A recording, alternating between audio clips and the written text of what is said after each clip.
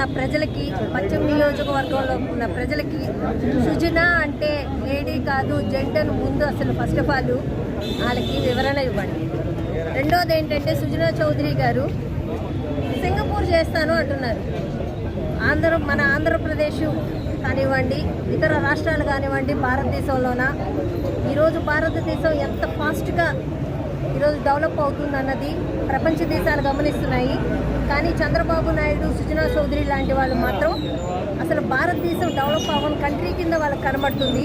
ఏ పొద్దు Singapore, Malaysia ఇలాంటి కంట్రీలతో పోల్చుకుంటున్నారు. కానీ భారతదేశంలోనే ఏదైతే ఇంకా స్టేట్స్ ఉన్నాయో, డెవలప్ అయిన స్టేట్స్ ఉన్నాయో వాటితో కూడా కనీసం కంపేర్ చేయలేని పరిస్థితుల్లో వాళ్ళు ఉన్నారు.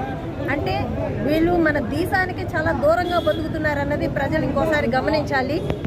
ఇంకోటి ఏంటంటే సింగపూర్ చేసేస్తాను, కొండ ప్రాంతాన్ని డెవలప్ చేస్తాను అంటున్నాడు.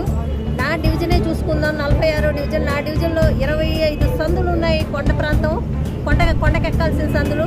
ప్రతి ఒక్క సందుకి ఎక్సలేటర్ ఏమైనా సుజనా చౌదరి పెడతాడేమో కనుక్కోవాలా.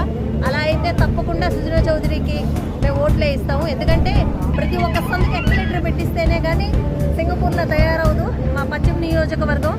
ఈరోజు వాళ్ళు పెట్టే మ్యాన్ ఫెస్టివల్ కూడా, ఏదైతే ఈ కూటమి పెట్టే మ్యాన్ ఫెస్టివల్ కూడా బీజేపీ ముట్టుకోవడానికి కూడా ఇష్టపడలేదు. అంటే ఆ మ్యాన్ ఫెస్టివల్ ఎంత మోసపూరితం అన్నది ప్రజలు గమనించాలి. అందులో ఏ ఒకటి సాధ్యమైన ఆ సంక్షేమ పథకం అన్నది ఒక్కటి కూడా అందులో పొందుపరచలేదన్నది గమనించి ఈరోజు మోదీ గారు బొమ్మ దాని మీద వేయించుకోవడానికి వాళ్ళు భయపడ్డారు. అలాగే దాన్ని ముట్టుకోవడానికి కూడా భయపడుతున్నారు. రేపటి రోజుల్లో అందులో ఏ ఒక్క సంక్షేమం కూడా ముందుకు రాదు, ప్రజలకు అందుబాటులోకి రాదు అన్న విషయం మోదీ గారికి కూడా తెలుసు. కాబట్టి దాన్ని ముట్టుకుంటే బీజేపీ అన్నది వశం అయిపోతుందని వాళ్ళు ముట్టుకోవడం లేదు.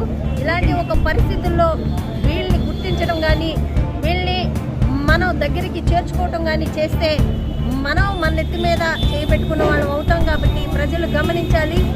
మన ఎంపీ గారిని, కేసీఆర్ నాని గారిని, మన పశ్చిమ నియోజకవర్గ అభ్యర్థి షేక్ ఆసిఫ్ గారిని అత్యధిక మెజారిటీతో గెలిపించుకోవాల్సిన బాధ్యత జగన్మోహన్ రెడ్డి గారికి. మనకు అందించిన సంక్షేమం, అభివృద్ధిని చూసి మనం ఓట్ చేయాలని జగనన్న ఇచ్చిన సందేశాన్ని బట్టి మనం అత్యధిక మెజారిటీతో గెలిపించుకోవాల్సిన బాధ్యత పశ్చిమ నియోజకవర్గ ప్రజల మీద, అందరి మీద ఉందని నేను వాళ్ళందరికీ మనస్ఫూర్తిగా అభ్యర్థిస్తున్నాను.